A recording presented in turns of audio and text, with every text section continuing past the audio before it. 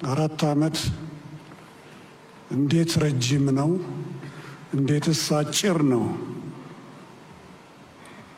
የተከበራችሁ በመጀመሪያ እንደምን አደራችሁ? ረጅም ጉዞ ነው የሄድነው። ዛሬ በዚህ ሂደታችን ውስጥ 11 ኮሚሽነሮች ተሰይመውልን ብዙ ትጋት፣ ብዙ ድካም ከባለሙያዎቻችን፣ ከድጋፍ ሰጪ ሰራተኞቻችን፣ ከመላው ኢትዮጵያ አመራር ከእናንተ ጋር ሆነን እዚህ ላይ ደርሰናል። ወደ መጨረሻው ላይ 2 ትልልቅ ሰዎቻችንን አጥተናል።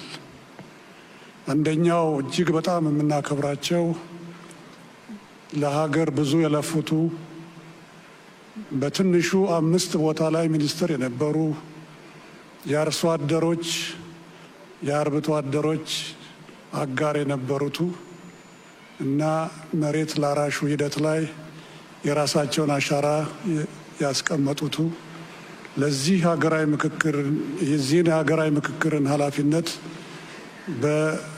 በመሸድሚያቸው ተቀብለው እስከ መጨረሻዋ ሰዓት ጥቂት ሰዓታት እስኪቀራቸው ድረስ ለዚህ ሀገራዊ ምክክር ኮሚሽን ሂደት እውን መሆን የደከሙቱ አቶ ዘገየ አስፋው ናቸው። ሁለተኛው ደግሞ በሀገራዊ ምክክር ውስጥ በአማካሪ ኮሚቴ አባልነት እንዲሁ ያገለገሉት በሚገርም ሁኔታ የኮሚሽነር ዘገየ የልጅነት ጓደኛ የአንደኛ ሲ ክፍል ጓደኛቸው የነበሩት አዛዥ ይርጋ ገብሬ ናቸው።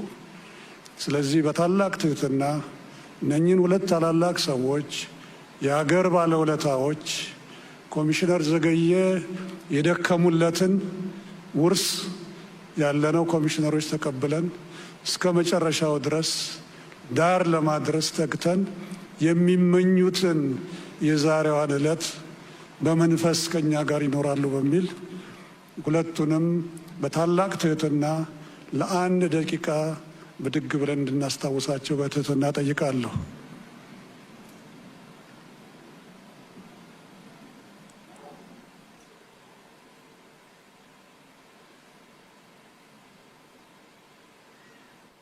ፈጣሪ ያክብርልኝ። በትህትና ተቀመጡልኝ።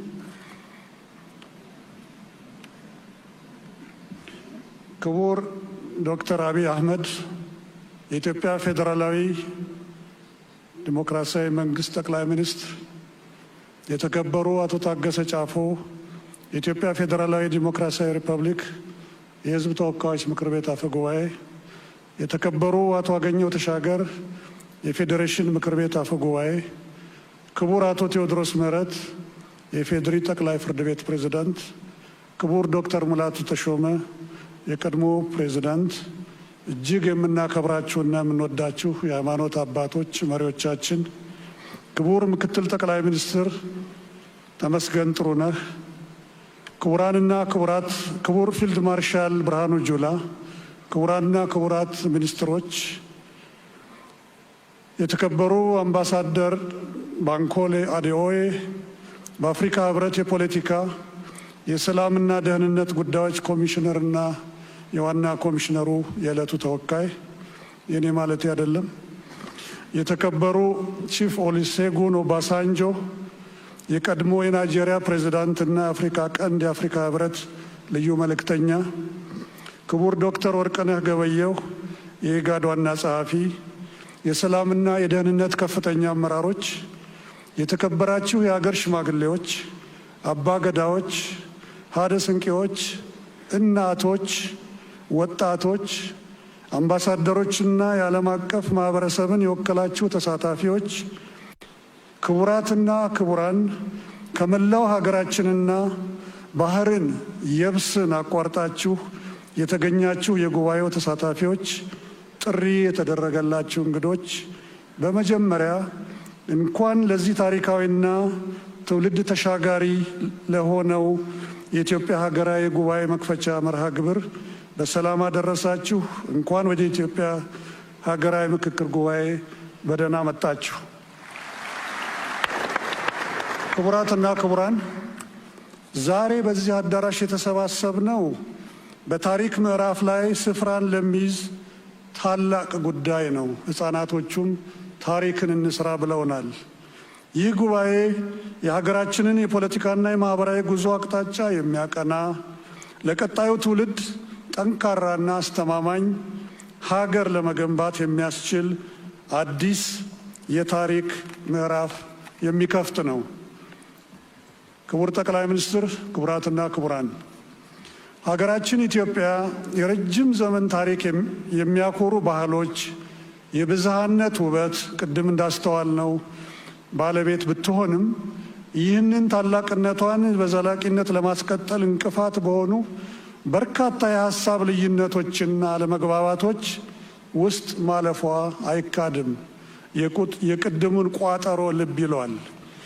እነዚህ የተከማቹና ለዘመናት የዘለቁ የፖለቲካና የስርዓት ጥያቄዎች፣ በመካከላችን የሚታዩ አለመግባባቶችና ቅራኔዎች ዛሬም ድረስ የዜጎችን ሰላምና የሀገር አንድነትን እየፈተኑ ይገኛሉ።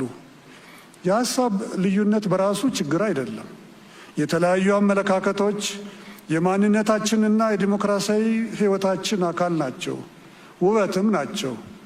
ችግር የሚሆነው እነዚህን ልዩነቶች በምክክር ፋንታ በግጭት፣ በመገለልና በኩርፊያ ወይም በኃይል ለመፍታት ሲሞከር ነው። ክቡራትና ክቡራን፣ እነዚህን ስር የሰደዱ ችግሮቻችንን በኃይል፣ በጊዜያዊ ማስታገሻዎች ወይም በአግላይ ሂደቶች በዘላቂነት መፍታት እንደማይቻል ታሪካችን አስተምሮናል። መፍትሄው አንድና አንድ ብቻ ነው። ይኸውም ታማኝ፣ አካታች፣ ግልጽና ሳይንሳዊ የሆነ ሀገራዊ ምክክር ማካሄድ።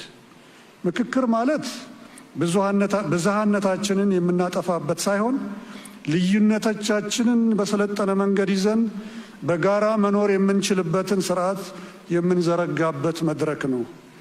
ዛሬ የምንጀምረው ጉባኤ እርስ በርስ እንድንደማመጥ፣ የሌላውን ሕመም እንድንረዳ፣ በየጊዜው የሚያመረቅዙ ትርክቶችንና የታሪክ ጠባሳዎችን እንዲሽሩ ለማድረግ በጋራ የወደፊት ዕጣ ፈንታችን ላይ እንድንስማማ ትልቅ ዕድል የሚሰጥ ሀገራዊ ፈውስ የምናካሄድበት ነው።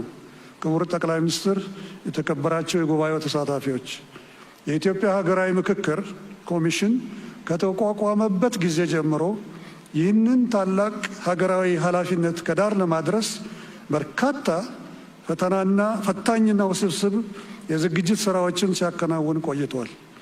ዛሬ ለዚህ ጉባኤ እንድንበቃ መሰረት የሆኑና በከፍተኛ ጥንቃቄና ባለሙያዎች ታግዘው የተከናወኑ ዋና ዋና ተግባራትን ለመጥቀስ እወዳለሁ።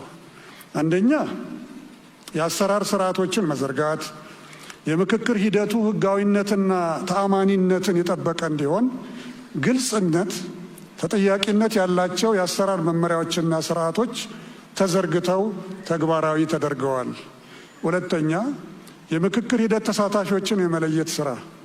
የምክክር ሂደቱ አካታችና ፍትሐዊ እንዲሆን ከሁሉም የህብረተሰብ ክፍሎች የተውጣጡ አርሶና አርብቶ አደሮችን፣ ሴቶችን፣ ወጣቶችን፣ የፖለቲካ ፓርቲዎችን፣ ተቋማትና ማህበራትን፣ ምሁራንና የማህበረሰብ መሪዎችን ያካተቱ ተሳታፊዎችን የመለየት ስራ በታማኝነትና በገለልተኝነት ተከናውኗል። ሶስተኛው፣ አጀንዳ የማሰባሰብና የመቅረጽ ሂደት። የህዝቡን እውነተኛ ድምፅና የችግሮቹን ምንጭ ለመለየት በየደረጃው ሰፊ አጀንዳ ማሰባሰብ ስራዎች ተካሂደዋል። እነዚህ የተሰበሰቡ ሀሳቦች በምሁራንና በባለሙያዎች ታግዘውና በባለድርሻ አካላት ግብአት ተሰጥቶባቸው ለምክክሩ በሚያመች መልኩ ተቀርጸው ተዘጋጅተዋል። አራተኛ፣ ግንዛቤ መፍጠር ስራዎች።